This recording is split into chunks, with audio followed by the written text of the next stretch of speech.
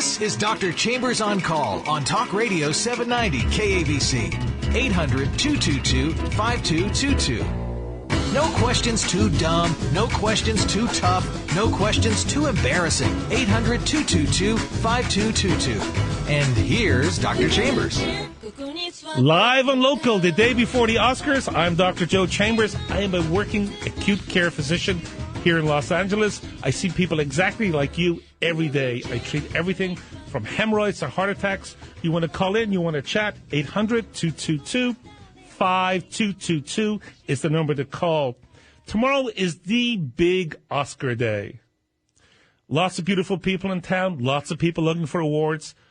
Unfortunately, most people will go home sort of losers. If you consider a loser somebody who makes millions of dollars per year and everybody tells them all the time how wonderful they are. Well, this morning I thought we'd take a look at the big picture nominees and see how they relate to you and your health. Because believe it or not, there's some fun ways to look at these movies. And in the process, you'll learn something about yourself, your health, your body, and what you should or shouldn't be doing. Let's start off with Spotlight, which to me was my favorite movie of the year because overall the package just worked. And it's about a group of people who are asked to give up sex for their religion. Now, what could go wrong asking young men for their entire life, hey, you're never going to have sex? Of course, this movie is about the Catholic Church in Boston. And it opens up with a great line.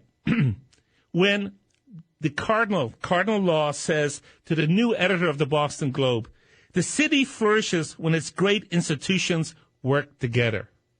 The city is better, of course, when great institutions are questioned and asked why they're doing certain things. So Spotlight is about 4 journalists working on a team called Spotlight that look at stories over a period of about a year and then publish them. And what they did in the early part of this century was they start linking the fact that a lot of Catholic priests were being accused of pedophilia. And the questions they asked, which was goaded by their new editor, a man called Martin Barron, was, is there a cover-up? What's going on? Why is there so many priests? And if there's so many priests, do the people at the top know it? It's a wonderful movie. It's a really good movie. I bet a lot of you haven't seen it. It's going to come out on DVD, video, streaming, all the rest of it. So I would advise you to catch it. Now, here's the thing. Society has always been and is in denial about sex, what it is, and our need for sex. To be fully healthy, you got to be sexually healthy. You got to be sexually happy. Now, what that means, of course, is very, very complicated. When we don't like something about sex in our society, we tend to medicalize it. For many, many years, we medicalized being gay. We felt that being gay was a psychiatric disorder not that long ago. In fact, conversion therapy is still kind of popular in some areas, even though some states have outlawed it. By conversion therapy, I mean this. You announce that you're gay, and your family say, oh, my God, oh, and they send you off to these therapy sessions, which are supposed to convert you from being gay to being straight. And how silly is that? How stupid is that? How dumb is that? Absolutely dumb. What about circumcision? Most babies, male babies in America, are circumcised. Why? No medical need. No physiologic need. Why do we do that? You have to ask yourself, why would we remove the most sensitive part of a boy's anatomy? Why? Open question. What about all the taboos about menstruation? What about them? We're afraid of it. We won't let advertisements about menstruation on TV in regular time. We just don't do that. So what I want you to understand is this. Sex in our society is everywhere, yet it's nowhere. What about sex education? Frequently just like 1 or 2 classes about technical stuff, not put in context. The HPV vaccine, the human papilloma virus vaccine, an anti-cancer vaccine, a vaccine that prevents cancer of the cervix in women and cancers of the head and neck in both men and women. But yet a lot of parents are afraid, don't want to vaccinate their daughters because they fear if they give this vaccine to them, they'll become promiscuous. I don't understand the link. Maybe somebody can call in and explain it to me. People don't give up sex. They just never do that. When people are together, whether they're men together, women together, or whatever the combination you have, there's going to be some sex. Now, ironically, in the last 20 years or so, Big Pharma has gotten into the business of sex. Big Pharma are selling drugs about sex. Remember when Viagra first came out? I do. I was a working physician, and never in my entire life did I have people making appointments to be seen the day Viagra was launched because they wanted a drug.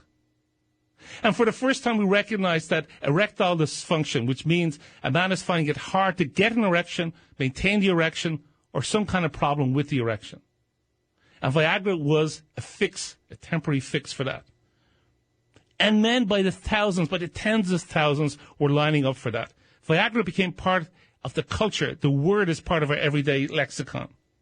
Recently, we had Sprout Pharmaceuticals bringing out flibanserin, which was meant to be a female Viagra. Of course, it wasn't. Flibanserin, which doesn't really work, is meant to be an aphrodisiac. Viagra isn't. Viagra fixes a mechanical problem. Flibanserin was meant to put women into the mood for sex, but it doesn't really work. It has lots of side effects, and it's not something that I would recommend. Not something at all. So what do I want you to take home from all of this? What I want you to understand is this, that if you're going to be healthy, you have to be sexually healthy. If you're gay, if you're not gay, if you're transgender, if you're not transgender, if you're straight, if you're not straight, we all have our needs and we all have our desires. And if you don't take care of them, you don't recognize them. If you refuse to acknowledge them, they've got to work their way out in some way. Now, in the Boston community, the Catholic Church was indeed covering up priests who were pedophiles.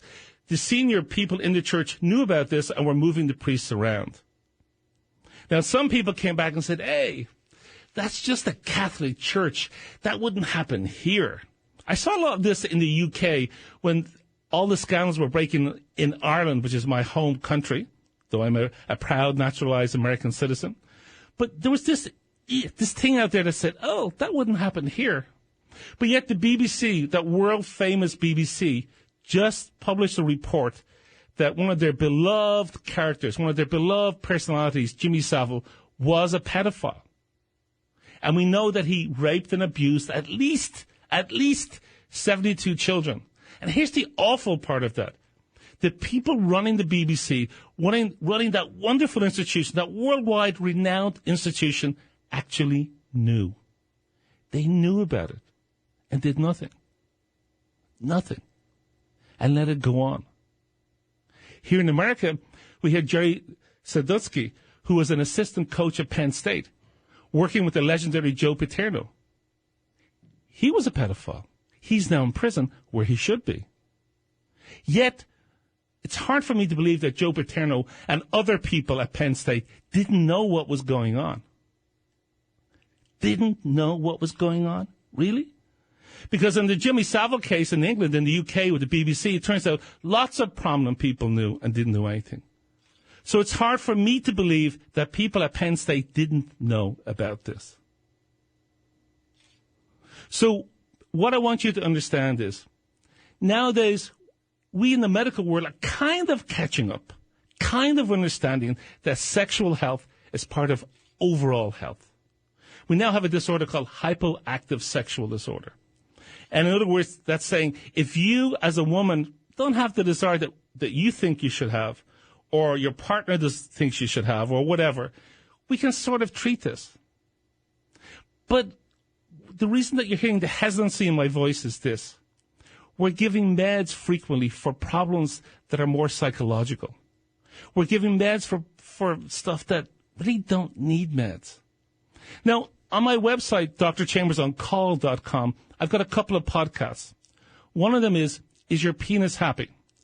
And it's about what a penis is, what a penis does, and this stuff that you think you may know if you're a guy, but you probably don't. And certainly if you're a woman, you don't know all of it.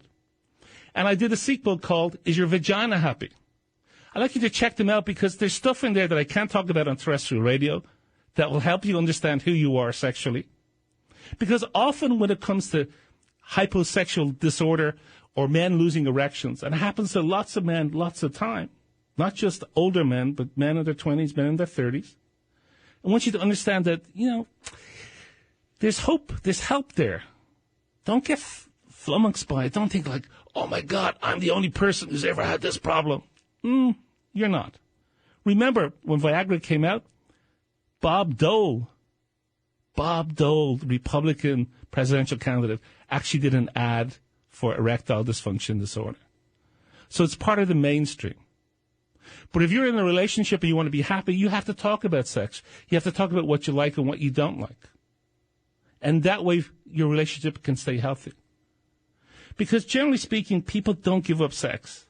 And the relationship isn't working, sex goes downhill. Sex stops, frequency, whatever. It all goes down.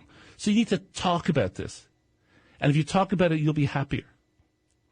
So that's the first of the Best Picture nods I'm going to talk about. When I come back, I'm going to talk about The Martian. Now, The Martian stars Matt Damon. And Matt Damon famously said that as an actor, as a superstar, he's paid literally tens of millions of dollars not to eat. Whereas you and I, we're not paid not to eat. No. There's tens of millions of dollars aimed at us to make us eat. 800-222-5222 is the number to call. And remember, no questions too dumb, no questions too tough, no questions too embarrassing. 800-ABC, KABC. This is Dr. Chambers on call, live and local on Talk Radio 790 KABC. You're listening to Dr. Chambers on Call. Stay tuned. Today we're looking at the Best Picture nominees. And what they say to us about our health, what they say to us about what we should be doing to stay healthy, and what they're saying to us about, hey, you should look at this and think about it in a different way. Well, Matt Damon's movie The Martian is up for Best Picture. Now, Mr. Damon has famously said that as an actor, as a superstar, he is literally paid millions and millions of dollars not to eat. He first said this some years ago when he was in a movie called The Informant for Steve Soderbergh. And apparently he was sitting at home, munching away on pizza and beer, and his wife came in and said, "What are you doing?" He says, "Honey, getting ready for a role. That's what I'm doing. Eating, putting on a bit of fat." Because he was playing the average middle-aged slub like you and me. And he was eating like you and me. He was eating pizza, he was eating beer, drinking beer. Or eating burgers, what am I saying? That's what he was doing. Now, he has a new movie coming out this summer. It's a new Bourne movie. And he doesn't look like you and me. Oh, no. He's lost all the weight, and he is lean, mean, and trim. In fact, I watched this with my wife. She said, "Oh, wow, he's looking good. He's back in form." Because he's not eating the way we eat. And that's important to understand. Now, sometimes in my practice, I say to patients, like, how much weight do you think you are over? 10 pounds, 20 pounds, 30 pounds? And inevitably, most say 10 pounds. A few venture out to 20 pounds. But, a lot of them were 40 or more pounds overweight. Now, I like to think I'm 10 or 20 pounds overweight, but the sad reality is I'm way more than that. Way more than that. So the question always arises, and I hear this, it's like, what do you want from me, doc? You think I'm going to be my high school weight again, or the weight I was in college? I'm not. I can't do that. It's just not possible. I even heard Tom Hanks, whose movie Bridge of Spies is nominated for Best Picture, saying the same thing on David Letterman. He had a weight issue. His doc says to him, well, if you lose the weight, if you go back to being your high school weight, your college weight, guess what? You won't be diabetic anymore. And he says, hey, it's not going to happen. I'm never going back to that weight. I can't do it. And Mr. Hanks is right. Most of us, when we're 40 or whatever, 35, 45, we can't get back to the weight we were when we were 20. So one of the things that people always ask a doc and me when I'm in my practice is, how much weight should I lose before I start seeing really good benefits? And we generally told people, hey, 10%, maybe a little bit more. We were never quite sure. A new study out this week says this. If you lose 5% of your body weight, 5%, which means if you're 200 pounds, it's 10 pounds. If you're 300 pounds, it's 15 pounds. There's huge benefits to your health. Huge, the kind of phrase that's popular in the vernacular at the moment. So what happens when you lose that much weight? Well, your chances of becoming a diabetic are less. because the insulin surges, the insulin resistance doesn't happen. And insulin is the hormone that keeps sugar into a narrow range so you don't become a diabetic. So that's more effective. It's more efficient when you drop even that little bit of weight. And the other thing that happens is your blood pressure will come down just that little bit. And your risk of a heart attack will come down. Now, listening to me, you go like, really? Can that be true? It is true. Without a shadow of a doubt, is it true?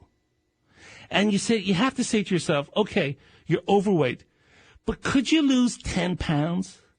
And if you're 300 pounds, can you lose 15? Yes, you can. I know you can.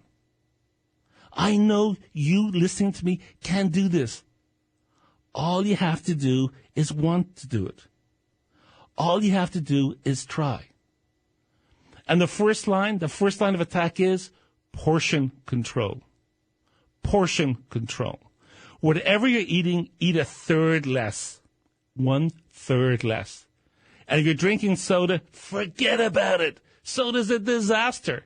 It's just liquid sugar that zooms into your bloodstream, spikes your insulin, and you're hungry 20, 30 minutes later. It's an absolute disaster. So cut it out. And the other thing you have to start doing is just a wee bit of exercise. Just a little bit of exercise. But you are what you eat. So the first focus of this always, always, always has to be what you're eating. What you're eating. And generally, the more fast food you eat, the more processed food you eat, the heavier you're going to be, and the more likely you are to end up looking like Matt Damon in The Informant. And if you don't believe me, check it out. It's streaming, it's on DVD, it's on all those things. And see Matt Damon as he looks in that movie, because he's like 30 pounds overweight. And then compare him to the Matt Damon that you're seeing in the new Bourne movie in the preview that's going to go out, in theaters this summer? Boy, is there a difference. He looks youthful. He looks energetic. He looks sexy. He looks great. The guy in The Informant comes off as a bit of a schlub. Doesn't look so good. 800-222-5222. It's the number to call. And remember, on this show, no questions too dumb, no questions too tough, and no questions too embarrassing. That's 800-222-5222. Now, during the week when I'm not on the air on KABC, my home on the internet is DrChambersOnCall.com. And on this digital platform, you can catch my latest videos. I did a video recently about fat, what role it should play in your diet. In actual fact, fat, believe it or not, should be part of your diet. That video is called Me Granny versus Harvard, because my great Irish grandmother, when I told her that we were cutting out fat, we were going on a low-fat diet, laughed at me and said, you're cutting out all the good stuff. Fat is taste. You have to have fat in food. Guarantee if you look at the video, you'll have a little laugh. I also have some podcasts on that about heart stuff, because this is the Female Heart Month, about women having heart attacks. Check it out. I have articles aimed at you 20-somethings, you millennials. Condoms, you're using them wrong. Believe it or not, you are. Because the majority of times in controlled circumstances with people who know how to use a condom, the failure rate is 10% or less. Out in the field, when you're using them, the failure rate is 30, 40%. So condoms, you're using them wrong. Check out the podcasts, videos, articles. Or you can follow me on Facebook. And on Facebook, it's Dr. Chambers on Call. That's Dr. Chambers on Call. Twitter, it's at Dr. JC. That's Dr. JC on Call. Just check it out. If you're on Facebook, click like. Let me know you're there. You can comment on the show. You can argue about the show. You can say to me, hey, don't really like it. 800-222-5222. Of course, if you do like it, I wanted to know. If you are getting the advice that you need, the topics you need, let me know or suggest topics. 800-222-5222. Sadly, Heath Ledger's dad was on the Today Show the day before yesterday. You remember Heath Ledger? He was a young, hot Hollywood actor. He won the Supporting Actor Award for his role as the Joker in the brilliant The Dark Knight about 7 years ago. Unfortunately, Heath died 8 years ago. So he won the award posthumously. And he died tragically from an overdose, an accidental overdose. It appears at the time he had a concoction of prescription meds and alcohol and benzos. What we nicknamed in our practice the heat-leisure combo. Now, here's the thing. When I prescribe benzos, benzodiazepines, Valium, Xanax, alprazolam in my practice, or any kind of medication that will alter your consciousness, whether it's an opiate or a benzo, I say this: alcohol/driving/fall precautions reviewed. Because I want to get across to you that when you're taking these medicines, it's going to affect how you think. It's going to affect how you function. And when you take them with alcohol, you're risking stopping breathing. You're risking dying from them. And at the time, I used to tell people, hey, don't do a heat ledger on us. Don't take all these with alcohol and suddenly we have a tragedy. And sometimes people think that this is boilerplate, but it's not. Now, Heath Ledger was famous, and the drugs killed him. But the drugs don't know that he's famous. They don't care. They'll kill you, they'll kill me, they'll kill anybody if you use them in the wrong combination. 800-222-5222 is the number to call.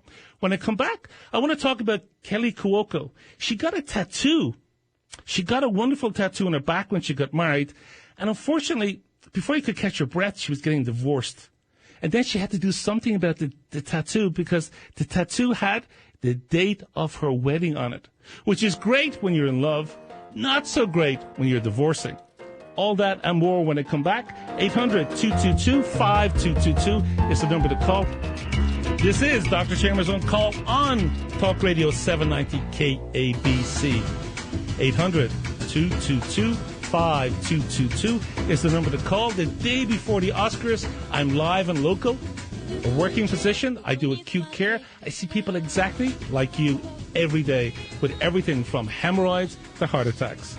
800-222-5222. Tattoo removal. Kelly Cuoco. You know who she is? She's the star of that mega hit, The Big Bang Theory. About a year and a half ago, she met this guy, fell in love, and 3 months later, got married. 3 months later, got married. Apparently, in the interviews that she gave, she said a lot of her friends said, bit quick. Maybe you should think twice. Couldn't agree more. Generally speaking, in the healthcare industry, we kind of tell people if you want to be happy, if you want to get to know somebody psychologically, you need what? At least a year? At least a year? In the old days, growing up, everybody knew everybody else. That doesn't apply now. People are coming into L.A., going out of L.A. We're all transient. Our families are elsewhere. My family lives in Canada, Ireland, London, Spain. We're everywhere. So we don't have that tightness, that connection where you know somebody, is it going to be a good match? You just don't know. So you got to give it some time. Kelly was so excited, so happy, so in love that she got the date of her wedding tattooed on her back. Well, before you could catch your breath, guess what? She got divorced. Now, a tattoo of your wedding date on your back is wonderful when you're in love. Not so good when you're getting a divorce. What about your next partner? Hey, sweetie, what's that on your back? Oh, that's the date of my marriage that lasted about a year. Oh, okay.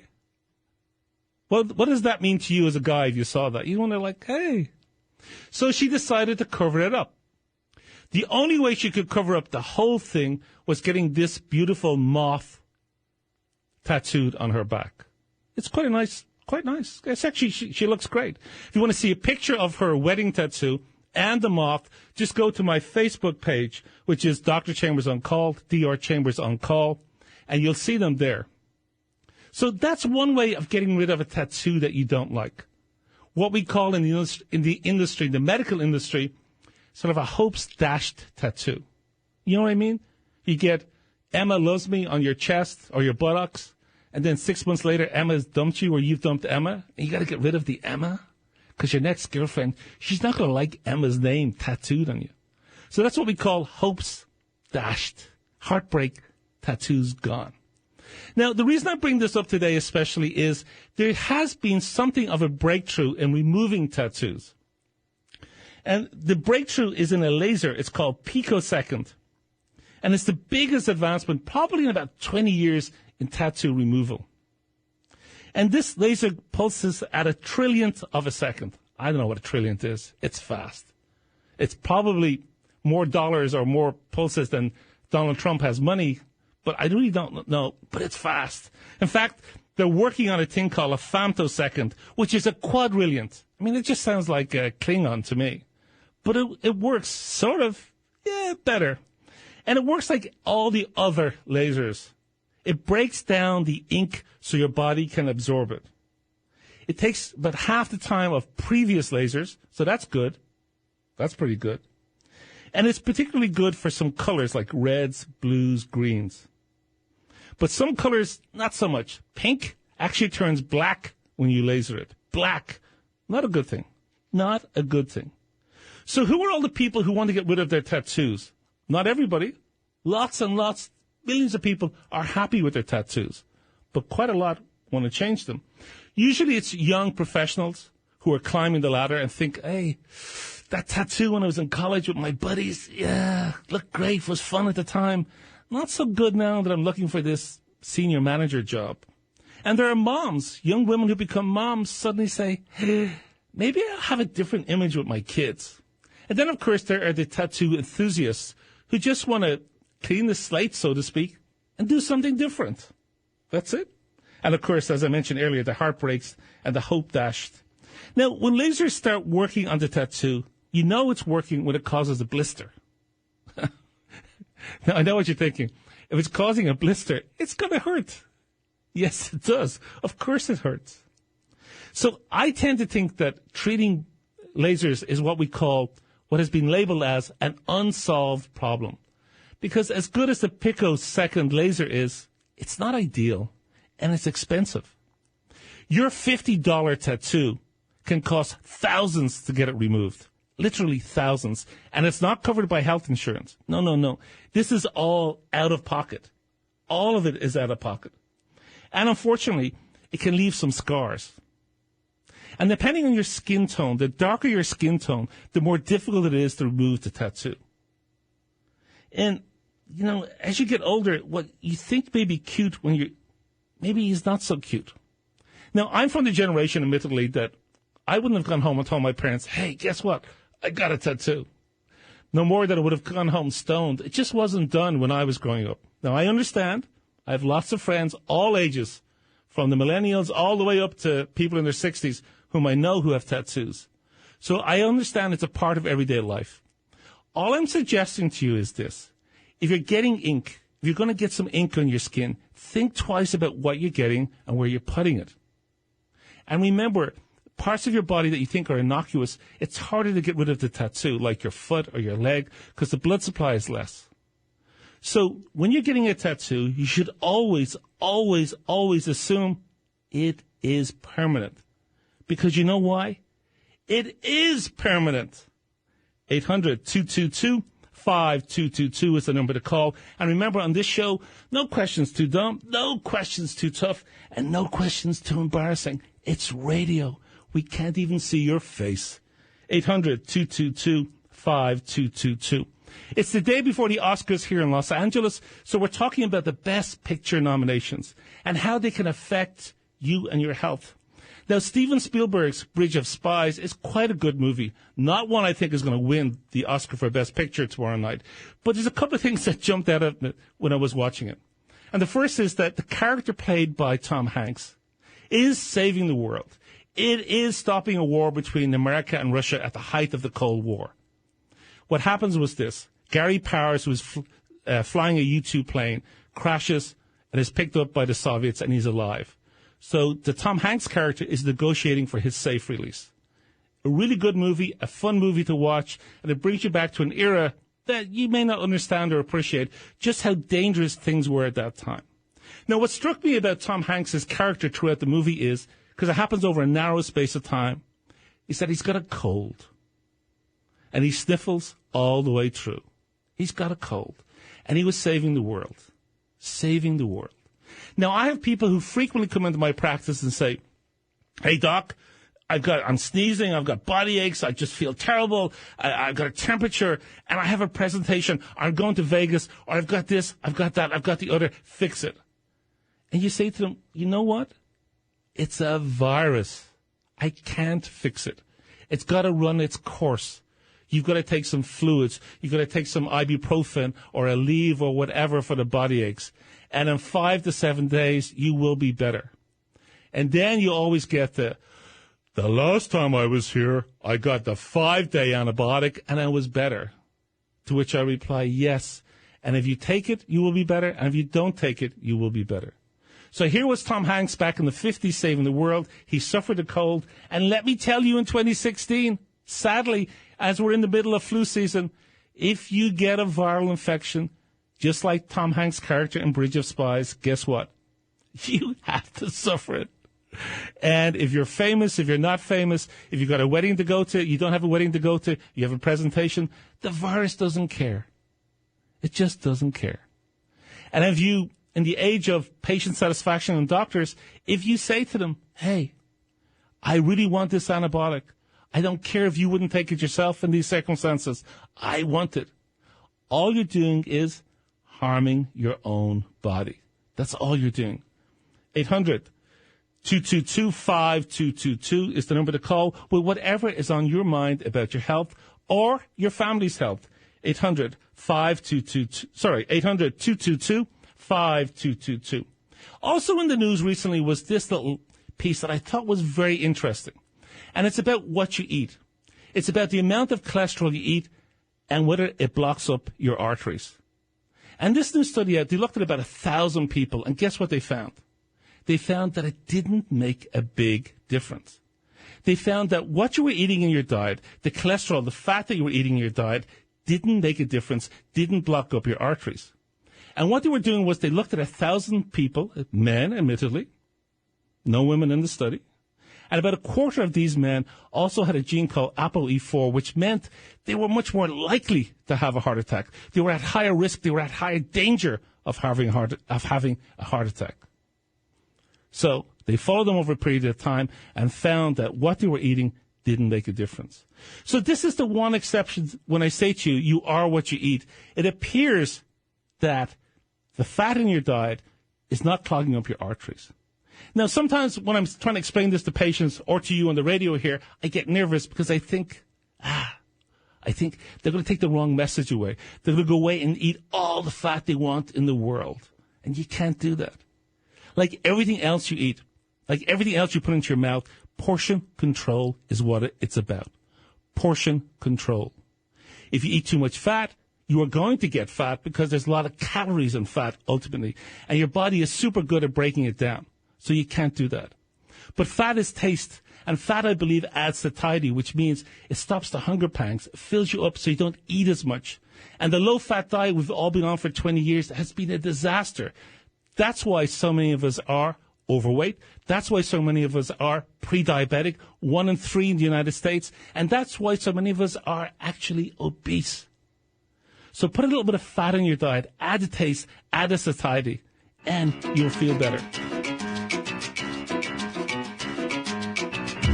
This is Dr. Chambers on Call, live and local on Talk Radio 790 KABC. The number to call, 800-222-5222. Remember, on this show, no questions too dumb, no questions too tough, and no questions too embarrassing. It's radio. We can't even see your face. 800-222-5222. Now, it's the day before the Oscars here in Los Angeles, so we're talking about the Best Picture nominations. We're looking at them and seeing what this show is about, our health, and how we can take some lessons or have a little bit of fun as we watch these movies. Now, The Big Short is nominated for Best Picture, and it's Adam McKay's movie. It's a true crime story about how Wall Street really ripped us all off and made us broke. Now, one of the central characters of it is an actual neurosurgeon who was trading on Wall Street. So here's the thing. His name was Dr. Michael Barry, and he's what we call neuroatypical. He's probably on the autism spectrum disorder. So what he would do is he would lock himself into an office listening to awfully loud, awful rock music. Oops, did I say that? Awful rock music? Well, rock music. It's very loud, very, really banging loud. And he would read through all these long documents about what were in the mortgages, the mortgage derivatives. And he worked out that it was all one big con. And he bet against it. And ultimately, he won, and of course, we all lost. And the reason I mention this movie is I want you to understand this. That the so-called neuroatypical, which is what Dr. Barry would be, or Burry, I beg your pardon, B-U-R-R-Y, is that being neuroatypical is just another variation of who we are. They are us, we are them. Some of them are our brothers, some of them are our fathers, our sisters, our moms, our lovers, whoever. They're just part of the human spectrum. I'm not sure I fully like the term neuroatypical, but at the same time, it's out there, and we have to deal with it. And sometimes I think that part of the variations of who we are as humans, Big Pharma wants to make them into a condition so they can sell us drugs to fix it. And really, most of these people are just part of the human nature, part of the grand picture of humans as who we are. Let me take a call. I'm going to talk to Don. Hi, Don. Hi, how you doing? I'm good. What's going on, Don? Good. Well, I want to make a comment on your cholesterol intake and fat intake. I'm a vegan, and we've been practicing plant-based nutrition for about 9 years. I have, and we teach courses out in Arizona. Okay. And I can tell you that unequivocally, the healthiest diet for a human being is a low-fat plant-based diet. Low-fat diet? Hold on, I don't know where you got your studies.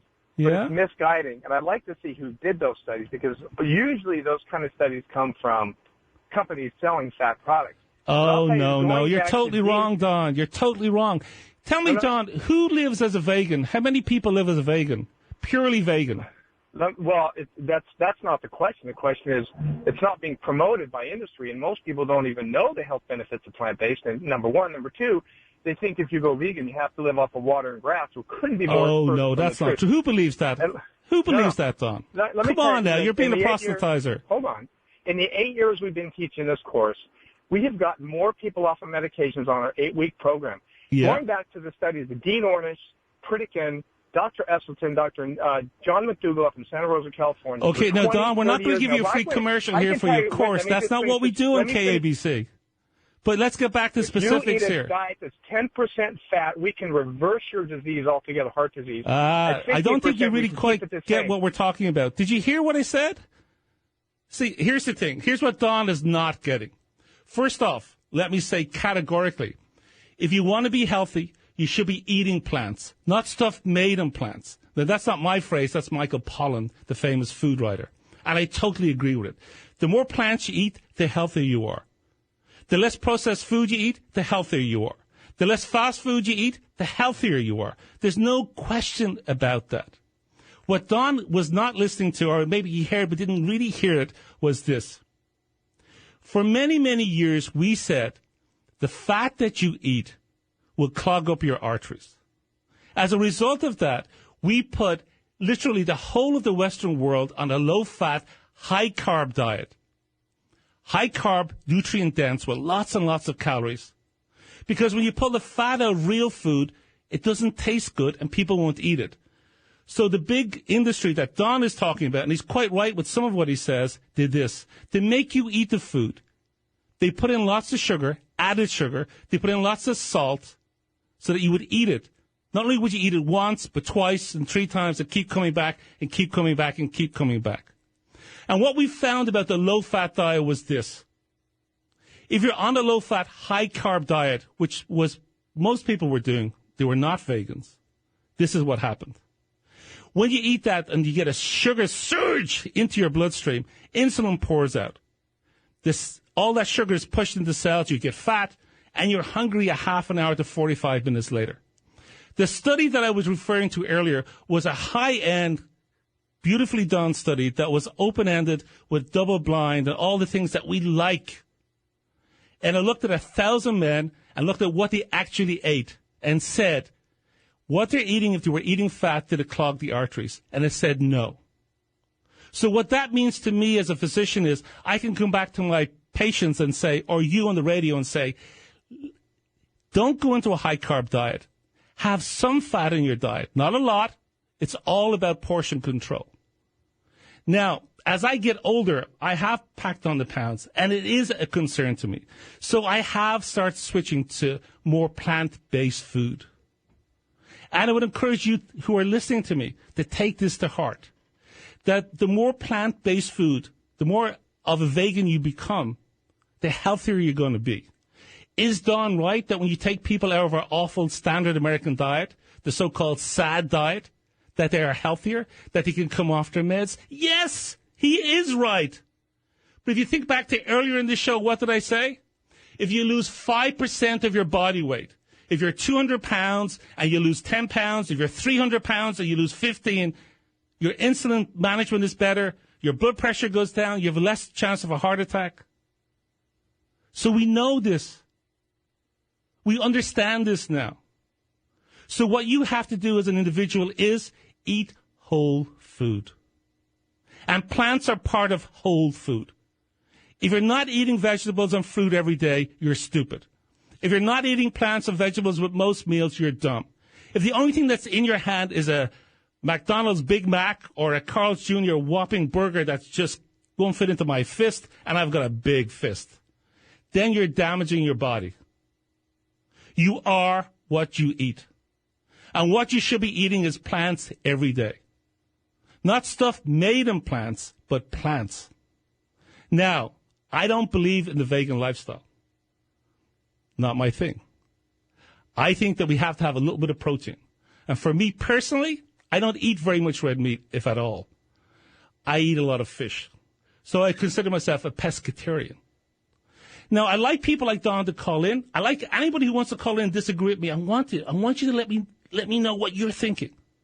Because it's good. It's a dialogue. This show is not about a lecture.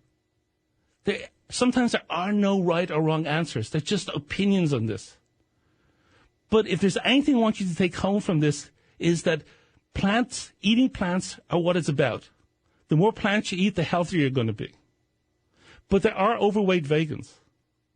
There are vegans who eat too many nuts, and they're packing on the pounds too. So no one thing is going to solve it.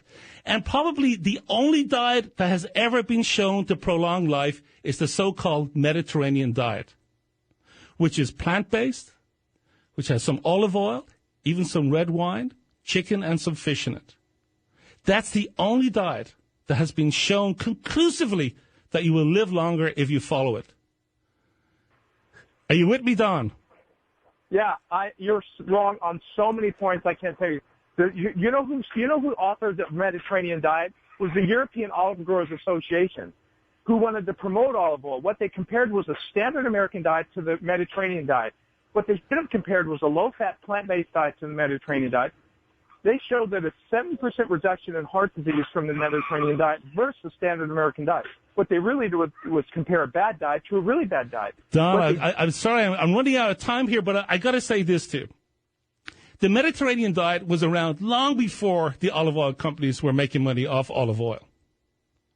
It's been around for hundreds of years. And what they've done in this is they've looked at people, the longevity over not this century, but the previous century. They've tried to compare everything. So that's about the only one that I can conclusively say the evidence is there. But anyway, I got to fly. Just remember, during the week, when I'm not on the air on KABC, my internet home is DrChambersOnCall.com. You can follow me on Facebook, Dr. Chambers on Call. Twitter, it's at Dr. DRJC on Call. Like Don, if you disagree with what I'm saying, send me an email, comment on Facebook, whatever it is you want to do, just let me know. And I just want to say to my screen, and whatever calls are left, I'll take them off the air there. So during the week, DrChambersOnCall.com. See my podcasts, see my videos. I have some videos that maybe Don won't like. It's one about fat, why I think fat should be a part of your diet, not a big part of your diet, but a part of your diet. And we have other things that aimed at millennials. We have articles on condoms, you're using them wrong, all kinds of stuff. So check me out on DrChambersOnCall.com. And I'll be back next Saturday, noon to 1, and every Saturday, noon to 1, taking your questions live in the studio. This is Dr. Chambers on Call on Talk Radio 790 KABC.